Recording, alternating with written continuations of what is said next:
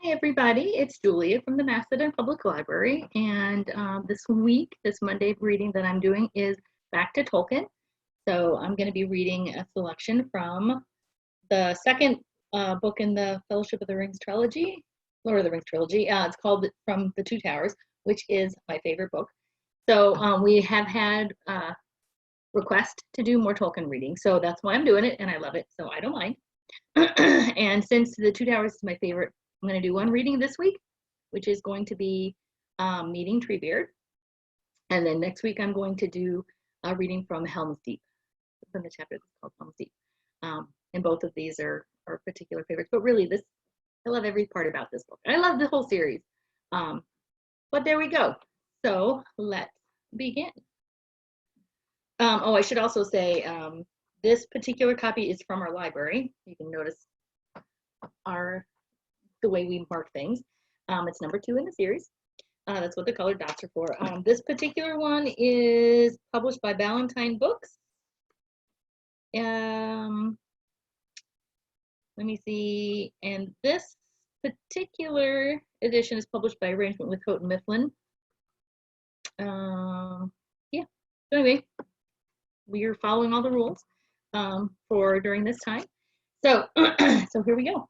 And I'm going to, in advance, ask forgiveness for any stumbling that I do over the words, especially Treebeard's words. So here we go. Chapter 4, Treebeard. Meanwhile, the hobbits went with much speed as the dark and tangled forest allowed, following the line of the running stream, westward and up towards the slopes of the mountains, deeper and deeper into Fangorn. Slowly their fear of the orcs died away, and their pace slackened.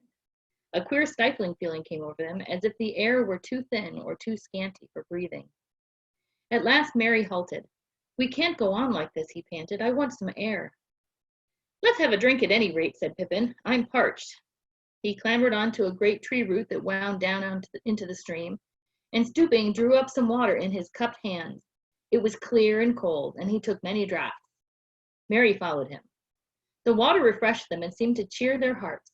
For a while they sat together on the brink of the stream, dabbling their sore feet and legs and peering round at the trees that stood silently about them, rank upon rank, until they faded away into gray twilight in every direction.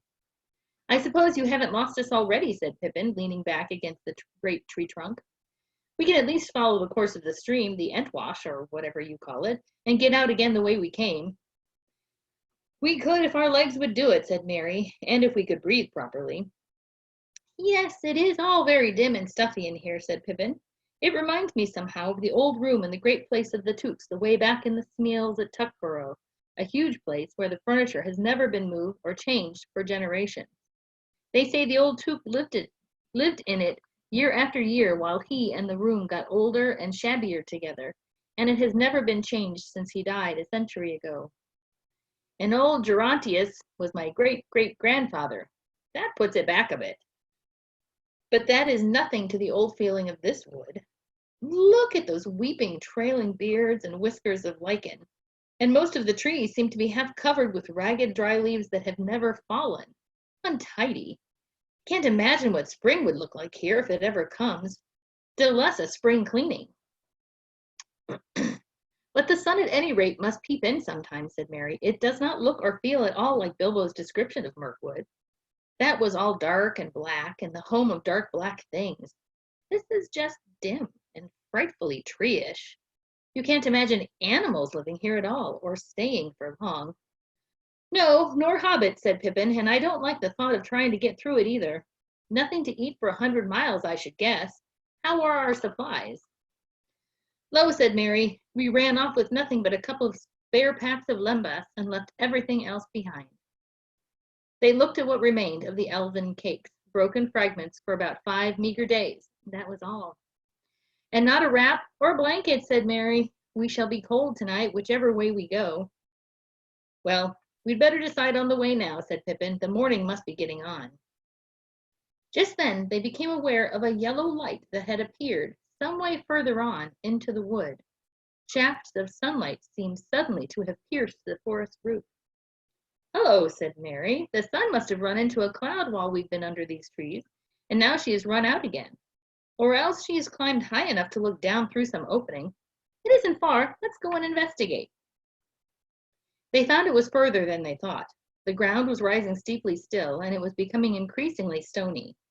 The light grew broader as they went on, and soon they saw that there was a rock wall before them, the side of a hill or the abrupt end of some long root thrust out by the distant mountains. No trees grew on it, and the sun was falling full on its stony face. The twigs of the trees at its foot were stretched out stiff and still, as if reaching out for the warmth. Where all had looked so shabby and gray before, the wood now gleamed with rich browns, and with the smooth black grays of bark like polished leather. The boles of the trees glowed with a soft green like young grass. Early spring, or a fleeting vision of it, was about them. In the face of the stony wall there was something like a stair, natural perhaps, and made by the weathering and splitting of the rock, for it was rough and uneven. High up, almost level with the tops of forest trees, there was a shelf under a cliff. Nothing grew there but a few grasses and weeds at its left. It looked almost like the figure of some gnarled old man standing there, blinking in the morning light. "Up we go," said Mary joyfully. "Now for a breath of air and a sight of the land." They climbed and scrabbled up the rock. If the stair had been made, it was for bigger feet and longer legs than theirs. They were too eager to be surprised at the remarkable way in which the cuts and sores of their captivity had healed and their vigor had returned. They came at length to the edge of the shelf, almost at the feet of the old stump. Then they sprang up and turned round with their backs to the hill, breathing deep and looking out eastward. They saw that they had only come some 3 or 4 miles into the forest. The heads of the trees marched down the slopes toward the plain. There, near the fringe of the forest, tall spires of curling black smoke went up, wavering and floating towards them. "The wind's changing," said Mary. "It's turned east again. It feels cool up here." "Yes," said Pippin, "I'm afraid this is only a passing gleam, and it will all go gray again. What a pity. This shaggy old forest looks so different in the sunlight. I almost felt I liked the place." "Almost felt you liked the forest. That's good. That's uncommonly kind of you," said a strange voice. "Turn round and let me have a look at your faces. I almost feel that I dislike you both, who do not let us be hasty. Turn around." A large knob-knuckled hand was laid on each of their shoulders, and they were twisted round gently but irresistibly. Then 2 great arms lifted them up. They found that they were looking at a most extraordinary face. It belonged to a large man-like, almost troll-like figure, at least 14 foot high, very sturdy, with a tall head and hardly any neck. Whether it was clad in stuff like green and gray bark, or whether that was its hide, was difficult to say. At any rate, the arms, at a short distance from the trunk, were not wrinkled, but covered with a brown, smooth skin. The large feet had 7 toes each. The lower part of the long face was covered with a sweeping gray beard, bushy almost, twiggy at the roots, thin and mossy at the ends. But at the moment the hobbits noted little but the eyes. These deep eyes were now surveying them, slow and solemn, but very penetrating. They were brown, shot with a green light. Often afterwards Pippin tried to describe his first impression of them. One felt as if there was an enormous well behind them, filled up with the ages of memory and long, slow, steady thinking. But their surface was sparkling with the present, the sun, like sun shimmering on the outer leaves of a vast tree, or on the ripples of a very deep lake.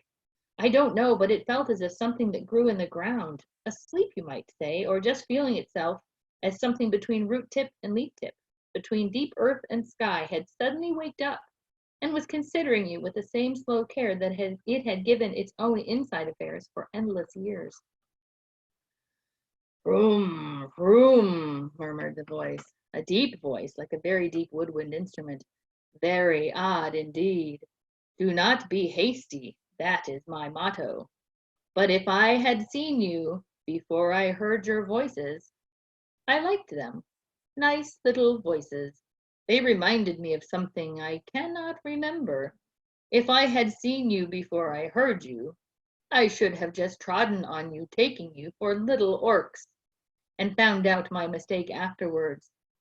Very odd you are indeed. Root and twig, very odd.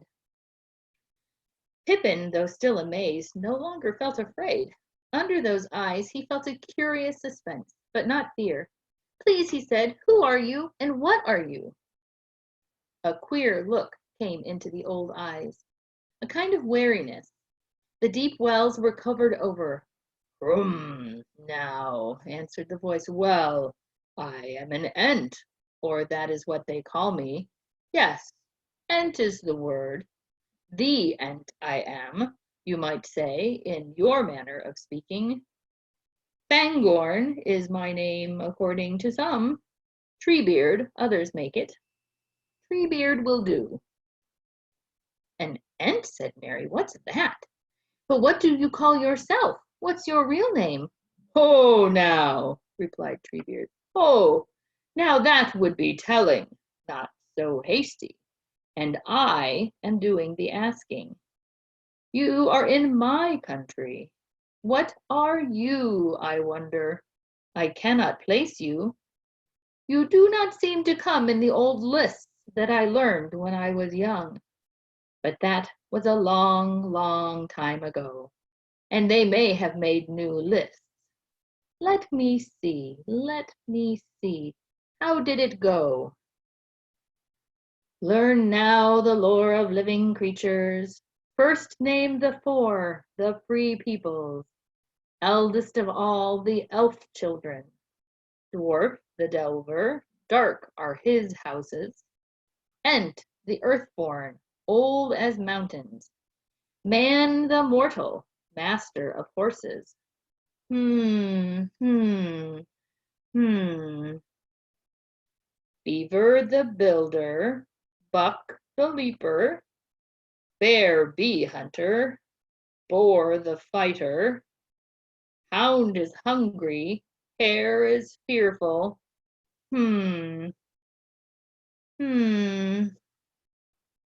Eagle in eyrie, ox in pasture, hart horn-crowned, hawk is swiftest, swan the whitest, serpent coldest.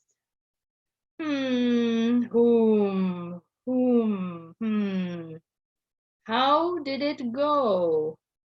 Room-tum, room-ti-toom-tum. It was a long list.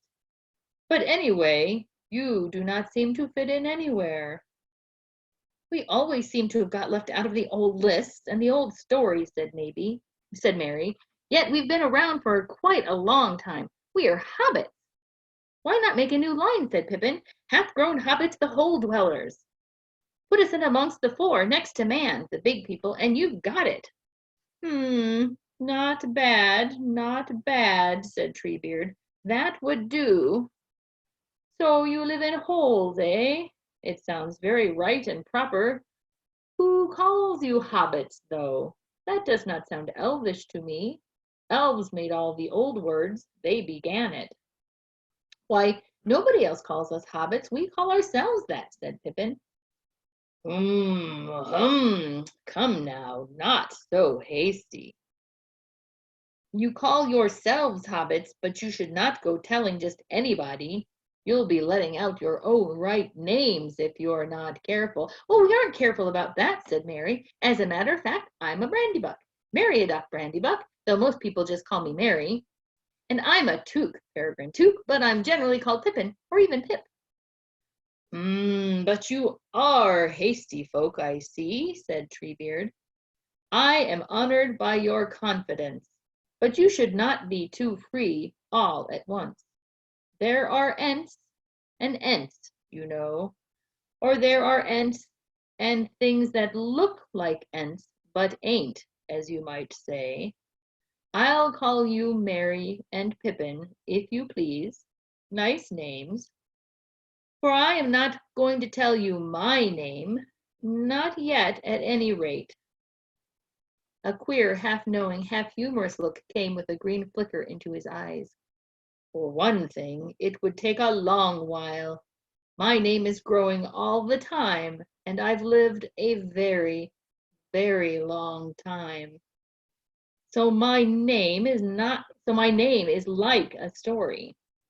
Real names tell you the story of the things they belong to in my language, in the old Entish, as you might say. It is a lovely language, but it takes a very long time to say anything in it, because we do not say anything in it unless it is worth taking a long time to say and to listen to. But now, and the eyes became very bright and present, seeming to grow smaller and almost sharp. What is going on? What are you doing in it all? I can see and hear and smell and feel a great deal from this, la la la la rumba commanda lindor broom. Excuse me, that is a part of my name for it. I do not know what the word is in the outside languages, you know, the thing we are on, where I stand and look out on fine mornings and think about the sun, and the grass beyond the wood, and the horses, and the clouds, and the unfolding of the world. What is going on? What is Gandalf up to? And these Burarum, he made a deep rumbling noise like a discord on a great organ. These orcs and young Saruman down at Isengard. I like news, but not too quick now. There is quite a lot going on, said Mary, and even if we tried to be quick, it would take a long time to tell. But you told us not to be hasty. Ought we to tell you anything so soon? Would you think it rude if we asked what you are going to do with us, and which side you are on? And did you know Gandalf? Yes, I do know him, the only wizard that really cares about trees, said Treebeard. Do you know him? Yes, said Pippin sadly, we did. He was a great friend, and he was our guide. Then I can answer your other questions, said Treebeard. I am not going to do anything with you, not if you mean to do something to you without your leave. We might do some things together. I don't know about sides. I go my own way, but your way may go along with mine for a while. But you speak of Master Gandalf as if he was in a story that has come to an end. Yes, we do, said Pippin sadly. The story seems to be going on, but I'm afraid Gandalf has fallen out of it. Oh, come now, said Treebeard. Well. He paused, looking long at the hobbits.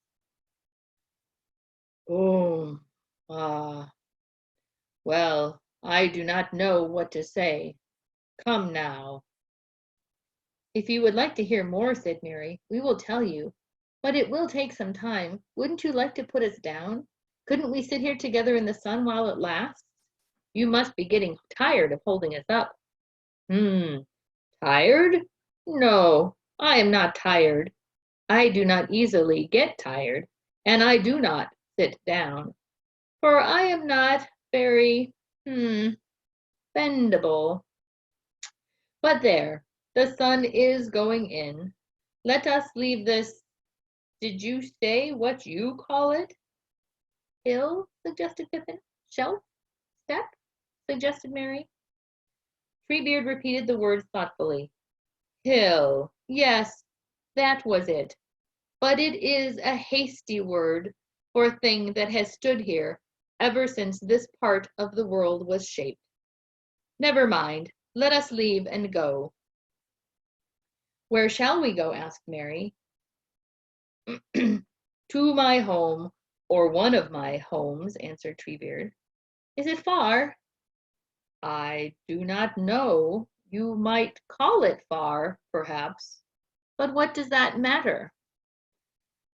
Well, you see, we've lost all our belongings, said Mary, and we only have a little food. Oh, you do not need trouble about that, said Treebeard.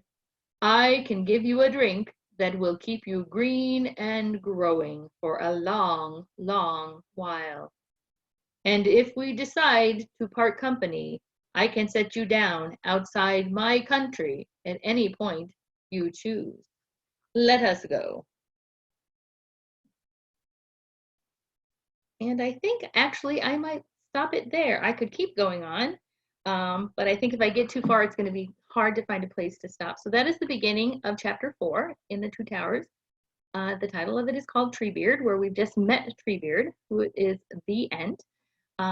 If you're familiar with the book, I just wanted to point out that all of the Tolkien books, including The Hobbit, The Fellowship of the Ring, The Two Towers, The Return of the King, and I believe also The Silmarillion, which is history before, in the time before the elves and with the elves and men, and before the setting of The Hobbit and all of that. They are all available electronically through Owl2Go, through our online library system, through the Pioneer Library System. And you can get information from our website and also from the library system's website, which is owl.org, owwl.org. And I hope you've enjoyed these readings. As I said, next week I'll come back and record some of the Battle of Helm's Deep.